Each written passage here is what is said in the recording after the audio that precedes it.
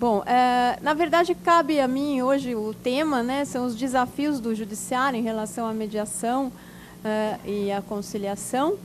E, realmente, como o professor Cazu colocou, a resolução trouxe já essa nova visão do judiciário prestador de serviço, uma nova visão do acesso à justiça, a resolução 125, a política pública de tratamento adequado de conflitos, é muito mais ampla do que a institucionalização da conciliação e da mediação.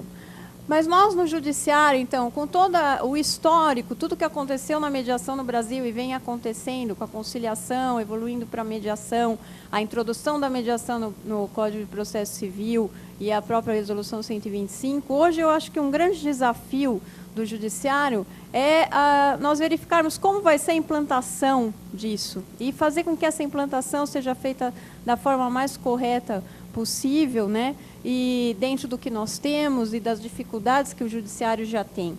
Então, acho que esse grande desafio da implantação da política pública, ele se desdobra em outros dois, né? Um é a instalação dos centros judiciários de solução de conflitos e cidadania, que é realmente onde a política pública vai funcionar.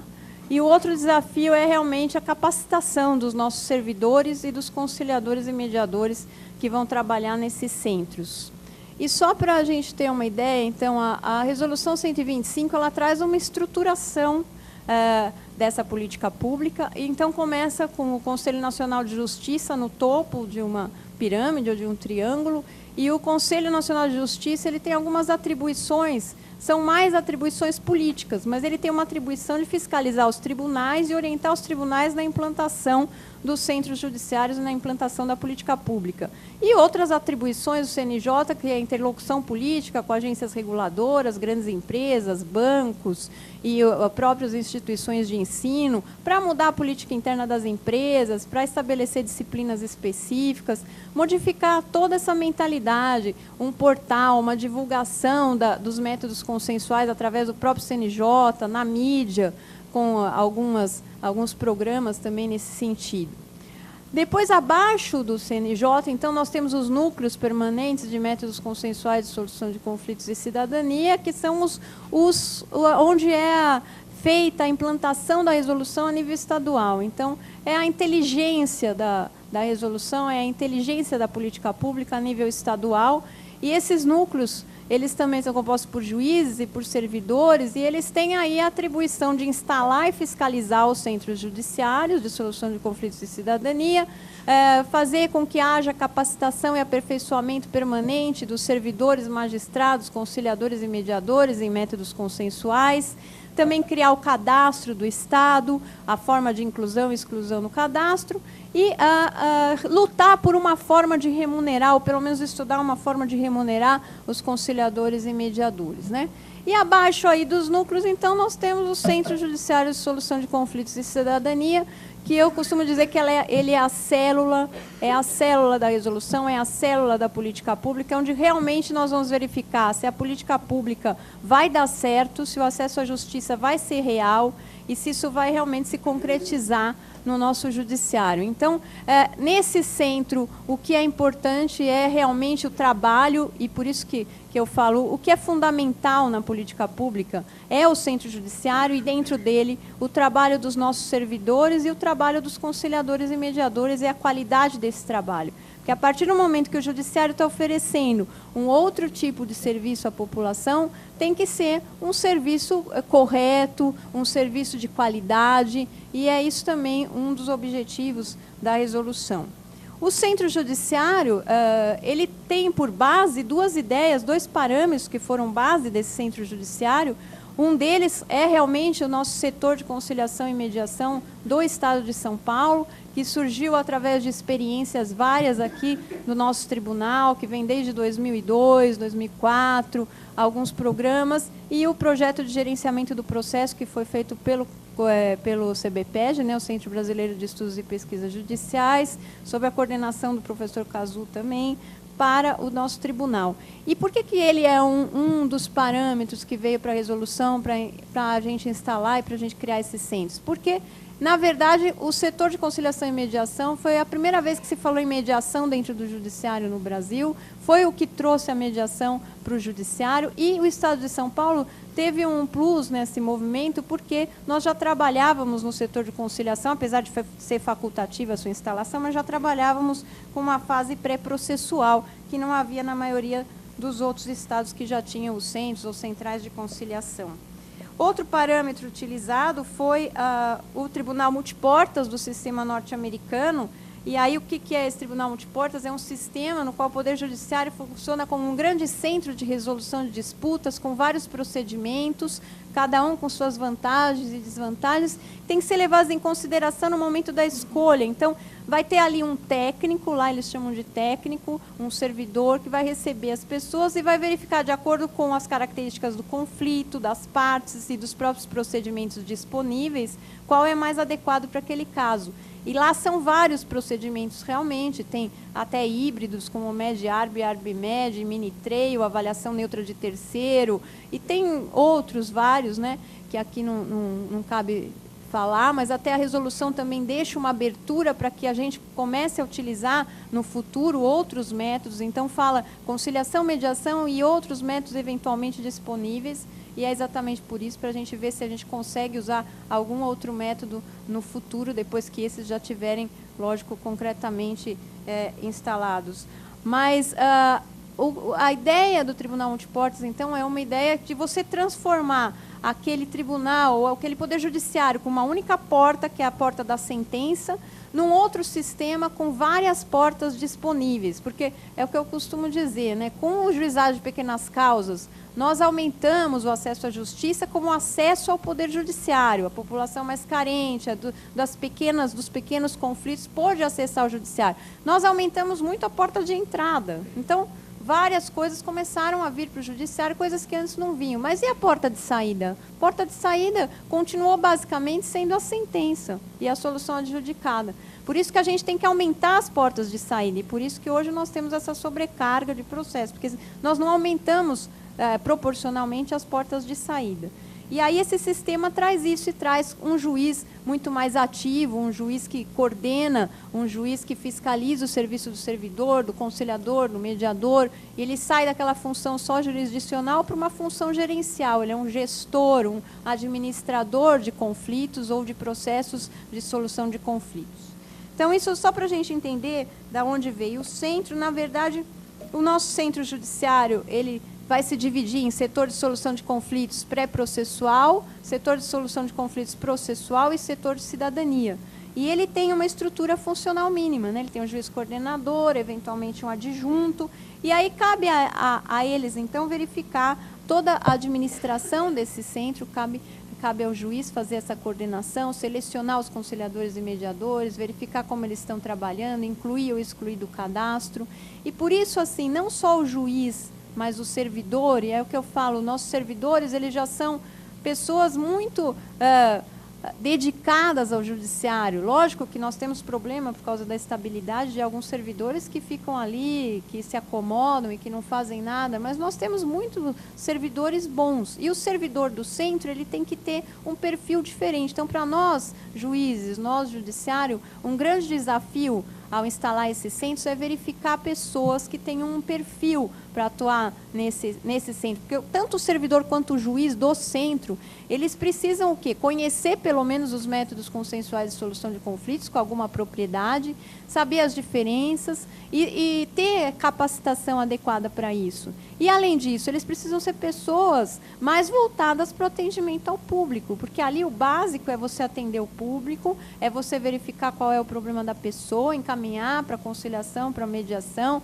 E aí, isso que é, então, a função do juiz ali, ela é um pouco diferente, ela fiscaliza, ele orienta, e o do servidor também. Porque, como nós temos no centro também o setor de cidadania, então o que o servidor vai ter que fazer? Seguindo mais ou menos o modelo do Tribunal Multiportas, o servidor vai receber a parte, vai entender o que está acontecendo, se for um conflito, vai encaminhar para conciliação ou para mediação, que hoje são os métodos disponíveis. E aí, então, tem que saber mais ou menos essa diferenciação básica, porque eu também concordo, como já foi dito aqui, que não existe uma diferença estanque.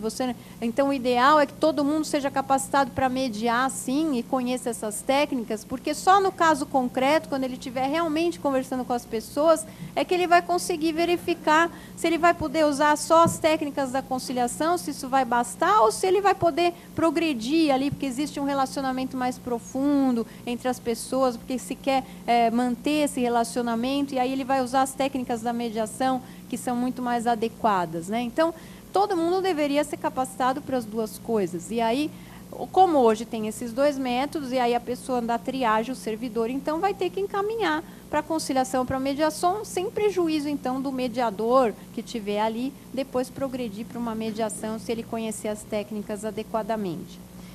E além disso, como nós temos, é o que eu estava falando, o setor de cidadania no centro, o servidor vai ter que entender se aquilo não é um conflito ou é apenas um problema jurídico, como o professor Kazu falou, ou se ele tem uma dúvida jurídica, uma dúvida de orientação, ele precisa de um documento que é essencial ao exercício da cidadania, e esse servidor também vai ter que ter a capacidade, o conhecimento de saber como encaminhar ou para as entidades que são conveniadas, porque a gente até costuma falar, quando não tem possibilidade de fazer tudo no centro, quando eu dou palestra para os juízes, eu falo isso, quando não tem possibilidade de um centro muito grande, com todos os serviços ali, você precisa pelo menos ter uma relação de entidades públicas, da rede municipal, da rede estadual, que tenham esses serviços e que você possa fazer o encaminhamento. E a ideia, então, é que dali do centro a pessoa já saia ou com um ofício de encaminhamento, ou se tiver uma ligação direta pela internet com essas entidades, então já encaminha para um dia, um horário que a pessoa vai ser atendida nessa outra entidade, e ela não precise passar por várias triagens, que é o que acontece infelizmente hoje. Sai da triagem dali para a triagem da entidade municipal, e aí não é, ela vai para a entidade federal, para a entidade estadual, e vai assim e não acaba nunca. Então, a ideia é essa. E o servidor, então, ele tem que conhecer também isso, tem que conhecer toda essa dinâmica do centro, todos esses encaminhamentos que podem ser feitos e os serviços que vai ter ali no próprio centro. Então, o plantão da Defensoria, o plantão do Ministério Público, a gente, até lá em Jundiaí, estamos tentando fazer um convênio com os cartórios extrajudiciais, então eles vão contratar 3 servidores que vão ficar ali de plantão e vão conhecer o serviço de todos os cartórios extrajudiciais e como funciona, o que precisa de documento, e eles vão atender as pessoas e explicar. Por exemplo, ela precisa de uma escritura de doação, ele vai falar quais documentos ela precisa levar, em que dia, em que horário ele pode ir no cartório, então, para lavrar a escritura. E aí ele já vai no cartório com tudo certinho, num dia e horário marcado, ele não precisa ali ficar esperando de novo e voltar no outro dia com os documentos. Bom, então por isso é importante também a capacitação dos juízes, como eu falei, e o que a gente costuma colocar, assim, a obrigatoriedade dessa triagem. Então, porque às vezes as pessoas que lidam com mediação falam, mas a mediação é voluntária, então não deveria ser obrigatório a pessoa passar por essa triagem. Eu acredito que a obrigatoriedade da triagem é importante, porque a pessoa tem que saber, pelo menos, que existe a mediação, não é todo mundo que sabe, a conciliação hoje até tem mais gente que sabe por causa do quadro do Fantástico, né, e outras coisas que andaram se falando, movimento da conciliação, mas a mediação é muito difícil, então, para ela conhecer, num primeiro momento, ela precisa receber essa explicação. E a triagem, então, e tanto a obrigatoriedade também que vem no anteprojeto do Código de Processo Civil, eu acho que é importante por isso, para a pessoa saber. Ela vai conhecer, vai ouvir a explicação, ela pode se submeter ou não. Se ela achar que é interessante para ela, ela fala, não, tudo bem, eu quero marcar. Se ela achar que não é, ela entra com a ação direto. Porque o nosso princípio da inafastabilidade do acesso à justiça não permitiria que fosse que nem é o Tribunal Multiporta nos Estados Unidos. Porque lá, a partir do momento que ele indica um método adequado, a pessoa tem que se submeter ao método indicado. Ela não pode falar, não, eu não quero, eu vou entrar com a ação. Ela tem que se submeter àquele método nesse primeiro momento. Aqui nós não podemos fazer isso, mas essa triagem pode ser obrigatória, porque aí a pessoa vai conhecer e vai receber informação sobre o que aconteceu. Outra coisa é o procedimento. Então, o procedimento do centro. Qual é o procedimento? No setor pré-processual, processual e cidadania. Vem o anexo 2 da resolução, que traz uma faculdade do tribunal adotar esse procedimento, que seria o nosso procedimento do setor de conciliação e mediação, quando ele tem o pré-processual também. Então, no pré-processual, vai receber os casos que versam sobre direitos disponíveis em matéria civil, de família, previdenciária, de juizado, e aí e aí a pessoa, o servidor vai só ouvir, vai colocar uma breve anotação, alimentos, separação, e vai marcar um dia da sessão de conciliação ou de mediação, um dia, um horário, e já vai convidar a parte contrária por um meio idôneo de comunicação, que pode ser qualquer meio de comunicação. E aí, no dia da sessão, então, a pessoa comparece, quer dizer, não tem redução a termo, não tem distribuição, não tem nem aquela reclamaçãozinha que é feita no juizado. No dia a pessoa comparece e o conciliador vai trabalhar ali com ela o caso e verificar. Se der o acordo, passa pelo MP, se precisar, pelo Ministério Público, e aí vai ser homologado pelo juiz coordenador.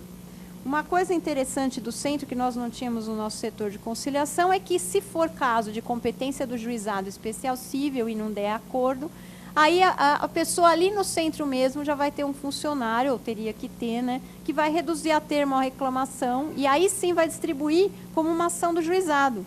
Então, aqui no centro da Barra Funda, ainda não é, o processo não é totalmente digital em todas as varas, o que a gente está fazendo é reduzir a termo a reclamação no centro e encaminhar via e-mail para a distribuição para o juizado competente. E aí tem uma via de mão dupla também, porque no próprio juizado, hoje, se a pessoa for atendida, ela pode receber do servidor uma orientação, falando, não, ó, antes de você reduzir a termo a reclamação e distribuir, a gente pode tentar uma conciliação no centro, e aí a pessoa pode ir para o centro, tentar conciliação, se não der, aí vai ir a reclamação aí sim para o juizado. E aí no juizado abrevia o procedimento, porque vai fazer direto a audiência de instrução e julgamento, não vai precisar tentar de novo a conciliação, porque já tentou lá no centro. Outro fato interessante que também não havia no nosso setor é que tem que colher a qualificação completa das partes também, né, quando não frutífero o acordo, porque aí esses dados estatísticos vão ser utilizados para verificar quais são os grandes litigantes e para, eventualmente, o tribunal, quando nós estávamos no núcleo aqui, a gente até tinha essa intenção, criar um selo de qualidade, um selo de amigos da conciliação ou de inimigos ou pessoas que não conciliam, e aí, então, com base nesses dados estatísticos, vai a pessoa jurídica, geralmente a pessoa jurídica vai para essa lista, e isso faz com que a pessoa jurídica mude a sua forma de pensar e tente fazer, então, uma política interna de conciliação na empresa. E é esse o objetivo da resolução também. O CNJ poderia até criar esse selo, isso está na resolução. Isso é interessante, isso já tem mudado muita coisa. O Rio de Janeiro tem uma lista que chama Top 30, são os 30 maiores litigantes, e está todo mundo numa correria danada lá para sair dessa lista. Por quê? Porque o consumidor vai consultar a lista e vai falar assim, bom, eu vou comprar um telefoninho, eu vou lá, vou olhar a lista e falo, não vou comprar o telefone dessa empresa aí, porque ela não concilia, se eu tiver um problema ela não vai me ajudar. Isso está funcionando muito bem. Bom, depois o setor de solução de conflitos processual, na verdade, aqui vem um outro desafio, acho, para nós do judiciário, que é o processo digital. Hoje o setor processual configura o quê? O juiz vai receber o processo já distribuído, normal, uma ação, ele vai verificar se pode encaminhar para conciliação, para mediação, e ele vai, então, verificar qual método é mais adequado, ele vai encaminhar para o centro para fazer a conciliação e mediação. Só que hoje, como o processo não é digital, o setor processual ele precisa funcionar dentro do fórum. Aqui no João Mendes, por exemplo, o centro está na Barra Funda e o setor processual do centro funciona dentro do Fórum João Mendes, porque não teria como todo dia levar os processos para a Barra Funda e trazer de volta, poderia perder, poderia demorar. Então, enquanto o processo não for digital, ele for físico, você não tem como fazer isso. E aí o setor processual geralmente vai ter que funcionar dentro do fórum, mesmo que o prédio do centro seja fora. Isso é a maioria das comarcas, porque São Paulo não tá digital ainda, então nós temos esse problema também, é um desafio para o judiciário na instalação da resolução. Bom, eu vi que o meu tempo já está acabando. O outro desafio grande, e esse eu queria falar um pouco, é a forma de capacitar conciliadores e mediadores. Isso até vem sendo objeto de discussão, porque o Conselho Nacional de Justiça traz na resolução, no anexo 1, um programa, que não é um programa ideal, as instituições que lidam com isso, e aqui eu sei que tem várias pessoas de várias instituições, que já há muitos anos trabalham com isso no âmbito privado e no próprio âmbito judicial, estabelecem critérios muito maiores ou muito mais profundos de capacitação. O próprio FONAME, o Fórum Nacional de Mediação, estabeleceu uma carga horária muito maior. Mas no anexo 1 da resolução, teve que ser trazido um modelo factível a nível nacional. Então, teve que ser um modelo um pouco menor, um pouco mais amplo. Mas a ideia do anexo 1 era trazer, pelo menos para as pessoas, um conhecimento geral, que existem várias técnicas, que existem várias escolas de mediação no mundo, e que nós precisamos ter essa noção geral para nós construirmos um modelo brasileiro. E para partir, então, da experiência prática e do aprofundamento depois, porque pelo Código de Ética que vem também na resolução, o conciliador e mediador deve ser cobrado pelo juiz coordenador do centro em relação a um aprimoramento, aprofundamento da sua capacitação. Então, com esse aprimoramento, as pessoas vão começando a trabalhar e, de acordo com a nossa realidade do Brasil, nós vamos construir o nosso modelo. E isso vai demorar um tempo. Então, a ideia foi, no anexo 1, trazer uma coisa básica, mas que fosse bem geral, para todo mundo ter uma visão geral da conciliação e da mediação. E o que eu, até aqui abrindo um parênteses rápido, eu vou falar rápido, é que o nosso Brasil realmente é muito diferente. Eu, quando viajei pelo CNJ, eu fiz algumas viagens, eu fui para o Amapá, e no Amapá tem uma juíza, e Roraima tem outra juíza, que é a doutora Tânia. Elas são duas guerreiras, elas vão fazer conciliação no meio da selva amazônica. Então, a juíza Tânia, ela diz que ela faz uma viagem de 5 pernas, uma vez por mês. Ela vai, 5 pernas por quê? Porque ela vai de barco o primeiro trecho, aí ela pega um avião no meio da selva, aí ela vai de barco de novo. Se o avião não tem como sair por causa da chuva, a selva tem aquele clima totalmente diferente, ela fica parada, acampada no meio da selva, para depois, no outro dia, ela continuar com a outra perna da viagem, e depois dessas 5 pernas de viagem, se tudo der certo, ela chega no lugar onde ela tem que chegar, naquela população que é quase inacessível, e ela leva o serviço de documentação, o serviço de conciliação, leva médico, leva dentista, enfim, dá para aquelas pessoas um pouco de civilização que eles não têm o acesso. E a juíza do Macapá faz a mesma coisa, né, de Macapá. Ela ganhou até um prêmio internacional, ela faz uma justiça itinerante pelo Rio Amazonas, que é bem legal. Quem já ouviu minhas palestras deve ter ouvido isso, porque eu fiquei tão impressionada, porque mostra bem a nossa diferença. Eu cheguei um dia na casa dela e ela falou, nossa, sumiu a Terezinha. Faz uma semana que a Terezinha está sumida, e eu pensei que a Terezinha era a gata dela. Falei, a sua gata? Ela falou, não, é a minha cobra. Falei, como assim a sua cobra? Ela falou, não, eu tenho uma cobra, aliás, eu tenho 2 cobras de estimação. E elas ficam soltas pela minha casa, e às vezes elas se perdem no jardim, eu fico dias sem ver.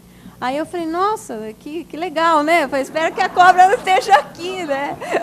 Que ela não esteja bem aqui, né? Perdida. E isso mostra bem qual é a nossa diferença. Nós não podemos, então, no Brasil, do jeito que ele é, com todas essas diferenças, você exigir que a capacitação do norte do país, na selva amazônica, seja a mesma que aqui. Aqui nós temos instituições, temos vários professores, lá nós não temos. Mas não é por isso que nós vamos impedir o Brasil de desenvolver o seu modelo de mediação. E é isso que eu acho importante nesse momento nós refletirmos, porque o CNJ, apesar do anexo 1 da resolução ser esse amplo, tal, que tentou atender todas as nossas diferenças, agora ele está passando uma necessidade de uma formação através de um curso de formação de instrutores, que é contrário ao que vem no próprio anexo 1, e que é um modelo que vem importado dos Estados Unidos, é um modelo de Colômbia, da Virgínia, vem importado dos Estados Unidos, e quem falou que o modelo dos Estados Unidos funciona aqui para nós, lá na selva amazônica? Eu acho que é um pouco difícil, né? A gente tem que ter muita boa vontade para entender que esse modelo vai funcionar. Além do que, se você hoje, quando a gente está começando a estudar mediação, começando a ter mais interessados nisso, e tentando montar o nosso modelo, como que nós já vamos trazer um modelo imposto que vem de fora e colocar isso para que seja obrigatório a nós? Não tem como pensar numa coisa dessa. Isso está sendo questionado pelas instituições aqui de São Paulo, pelo CONIMA, pelo FONAME, pelo CBPED, pela Escola Paulista da Magistratura, Escola Superior do Ministério Público. Isso tudo está sendo questionado junto ao CNJ, porque realmente é incoerente, né? Além do que, eu acho que engessaria toda a estrutura da mediação e impediria o desenvolvimento da mediação no Brasil. Eu, como a doutora Fernanda falou, eu fui fazer o curso de formação de instrutores juízes exatamente para ver e para ter certeza do que eu estava falando.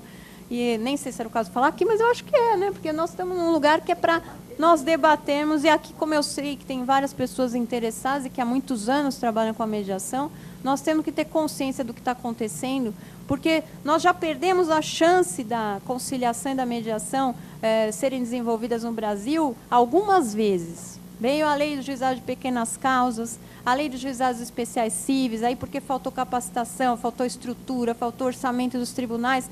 Hoje os juizados estão cheios de trabalho, cheios de processo, e ninguém sabe mais como controlar isso. Um motivo foi a falta de capacitação. Então, nós já perdemos, aqui em São Paulo, nós perdemos a chance quando vieram os setores de conciliação e mediação, e num primeiro momento foi dado muito incentivo, e depois parou, porque tem todo o interesse político envolvido nisso, e realmente, às vezes, as coisas são mais feitas pelo interesse pessoal do que pelo interesse político. Então, eu acho que nós não podemos perder a chance de novamente deixar isso ir para trás, quando a gente está num caminho muito bom. A resolução trouxe um grande passo. Ninguém fala que a resolução é perfeita, que não precisa de alteração. Pode ser que precise algum ajuste, mas ela é tão nova. Vamos tentar interpretar e aplicar e instalar alguma coisa, para depois, com a instalação e com a coisa funcionando, a gente ver se realmente precisa alterar. Né? E vamos tentar deixar as pessoas livres para trabalharem de uma forma mais livre, com uma capacitação mais livre, que leve esse modelo para cima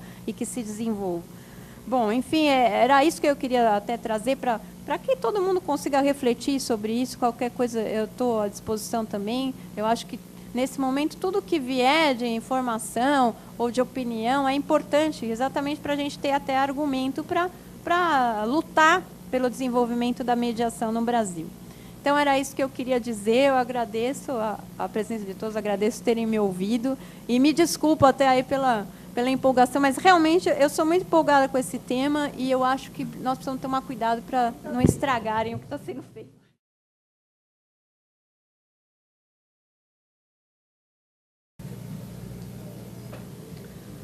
Bom, desculpem, eu fugi um pouquinho do clima aqui. Eu preparei os slides até por uma questão de organização para mim mesma, né, para eu me direcionar aqui na exposição. Espero que eu não vou me entusiasmar aqui com o púlpito e falar 3 horas, tá? Prometo. Bom, o meu papel aqui, em primeiro lugar, eu quero agradecer o convite da OAB, que me foi feito na pessoa da doutora Edmira Oliveira. E eu não podia recusar esse convite, né, porque é uma oportunidade ímpar estar diante de tantos advogados para a gente conversar sobre conciliação e mediação, quando nós dirigimos um setor onde nosso contato e a dependência do sucesso desse setor depende tanto da postura dos advogados, né? Então, quando tem um grupinho de meia dúzia de advogados, nós já falamos do assunto. Imagine uma oportunidade para falar para 200 pessoas ou mais, porque tem outra sala. E também eu estou muito feliz de estar participando de um seminário sobre conciliação e mediação dentro da Ordem dos Advogados do Brasil, né? É uma prova de que realmente as coisas estão começando a mudar. Bom, como já foi dito, deixa eu subir aqui. Eu dirijo o setor de conciliação do Tribunal de Justiça. E vou falar um pouquinho rapidamente sobre o histórico, né? Apesar de nós estarmos já com quase 9 anos de funcionamento lá nesse setor, há muitas pessoas que desconhecem, há muitos advogados que nos ligam e questionando sobre essa conciliação em segunda instância, né? E não só os advogados, dentro da magistratura, dentro do Poder Judiciário também, muita gente até hoje não sabe, ainda não está bem informada sobre o funcionamento. O Tribunal de Justiça de São Paulo foi o primeiro a criar a conciliação em segunda instância. Foi o primeiro estado do país a conciliação em segunda instância. Ela veio antes da conciliação de primeira instância, né? O provimento é de 2002 do Conselho Superior da Magistratura, onde foi instituído um plano piloto, uma experiência que durou 1 ano, e a partir dos resultados obtidos nesse plano piloto, em 2004 ele foi transformado em definitivo através do provimento 843 do mesmo conselho. E em 2011 como veio a resolução 125 do CNJ, instituindo a política pública de tratamento adequado de conflitos, o setor de conciliação em segunda instância passou a ser chamado CEJUSC, né? Centro Judiciário de Solução de Conflitos em Segunda Instância e Cidadania. De início, apenas a nomenclatura foi alterada, mas nós estamos fazendo uma adequação para atender à Resolução 125 do CNJ. Esse setor ele está diretamente ligado à presidência do Tribunal de Justiça.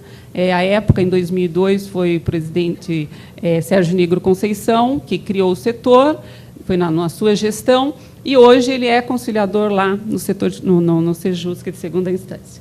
Mas esse setor ele é coordenado por uma comissão composta de 5 desembargadores, 3 da ativa e 2 aposentados, né? Então, nós nos dirigimos a essa comissão que faz a ponte com a presidência do Tribunal de Justiça. Qual é o procedimento da conciliação em segunda instância hoje? Qualquer processo que trate de direito disponível, né, primordialmente na seção de direito privado, embora haja algumas ações que corram na seção de direito público, mas tratem de direito privado, isso por uma questão de distribuição interna, nós trabalhamos primordialmente com os processos da seção de direito privado. Então, desde que seja direito disponível, as partes podem solicitar a sessão conciliatória. Como pedir a sessão conciliatória? Nós temos um formulário próprio no site, no portal do TJSP, né, onde a parte ou o advogado preenche esse formulário, e esse formulário nos chega diariamente. Nós recebemos em torno de 60 pedidos por dia de sessão conciliatória. Esses pedidos são atendidos. A parte também pode peticionar, obviamente, o advogado pode preferir a petição, ela irá, de qualquer maneira, chegar ao nosso setor. Talvez demore um pouquinho mais, porque, se ela for juntada aos autos, irá para o relator do processo e caberá a ele encaminhar ou não. A nossa pauta de sessão, então, a parte se manifestando, eu devo esclarecer que hoje a sessão ela ocorre a pedido de uma das partes ou por iniciativa do Tribunal